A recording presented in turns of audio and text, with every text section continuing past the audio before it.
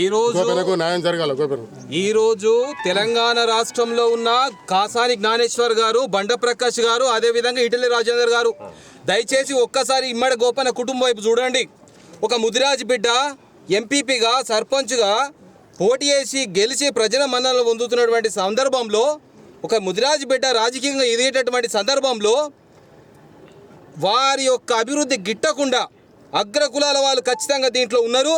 ఇది వ్యక్తిగత కక్షలు అస్సలే కాదు, ఇది రాజకీయ కోణంలో జరిగిన హత్య అని మేము భావిస్తున్నాం. ఎందుకంటే దయచేసి మీరు ముగ్గురు నిజంగా ముదిరాజ్ బిడ్డలు అయితే, కాసాని జ్ఞానేశ్వర్ గారు, ఈటెల రాజేందర్ గారు, అదేవిధంగా బండ ప్రకాష్ గారు, ఈ హత్య వెనుక ఉన్న పెద్ద మనుషులు ఎవరైతే ఉన్నారో వారిని తక్షణమే వెలికి తీసి వారికి శిక్ష పడేంత వరకు యావత్ తెలంగాణ రాష్ట్రంలో ముదిరాజ్ బిడ్డలందరూ ఖచ్చితంగా ముందుకెళ్తాం.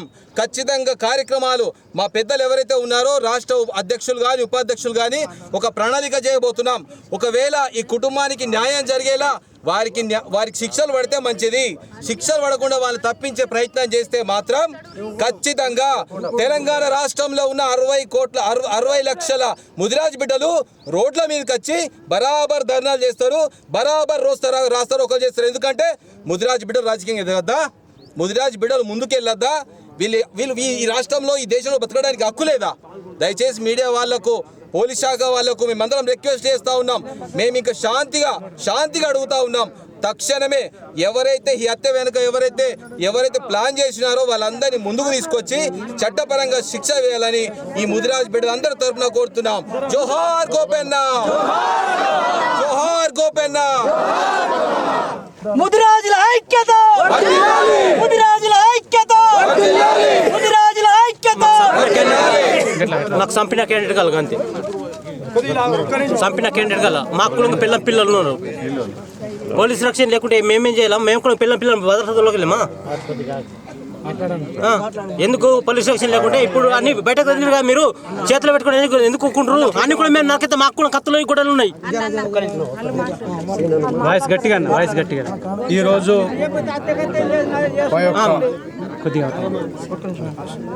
బడుగు బలహీన వర్గాల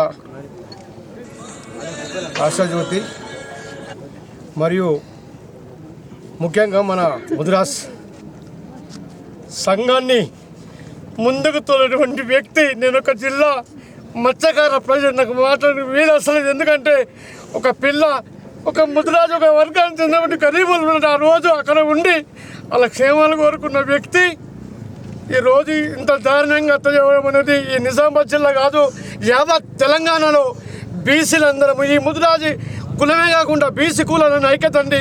దీని వెనుక ఉన్నటువంటి ఏదైతే కుట్ర ఉందో ఆ కుట్రను బహిర్గతం చేసి వాళ్ళందరినీ లా ప్రకారంగా, మేము కొట్టడం తినడం కాదు, లా ప్రకారం లాలో నమ్ముతున్నాం కాబట్టి లా ప్రకారంగా వాళ్ళకి శిక్ష ఏదైతే ఉంటుందో అది పట్టేంత వరకు ఈ నిజామాబాద్ జిల్లా నుంచి, ఈ యొక్క కాన్స్టిట్యూన్సీ నుంచి మేము తగ్గేదన్నట్టుగా తెలంగాణ ముట్టడి వరకు, ఆ యొక్క అసెంబ్లీ వరకు అలా శిక్ష పడే విధంగా మేము చేస్తామని ఈ సభాముఖంగా ఈ ప్రెస్కు మేము మత్స్యకార ప్రజల జిల్లా ముదిరాజ్ సంఘం నుంచి నేను కోరుకుంటున్నా.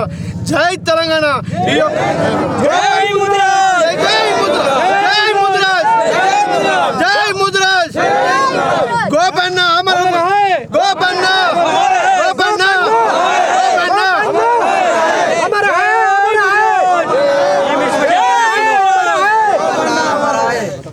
మన మాజీ ఎంపీపీ ఇమ్మడి గోపన్న గారిని మరియు వాళ్ళ భార్య సర్పంచ్ గారిని 10 సంవత్సరాలు సెకండ్ భార్య ఈ సంవత్సరం వేస్తుంది కాబట్టి మరి హత్య చేసి కారు యాక్సిడెంట్ చేసి తీసుకొచ్చి బయటకు లాగి హత్య చేసినోడిని, గోపన్న హత్య చేసినోడిని వాళ్ళని శిక్షించాలా, కఠినంగా శిక్షించాలా. ఇంకా ఎవరెవరు ఉన్నారో వాళ్ళు ఇంకెవరున్నారో వాళ్ళు చేయించింది ఎవరు, దాని వాళ్ళ బాగా కఠించాలని చెప్పేసి కోరుతున్నాం.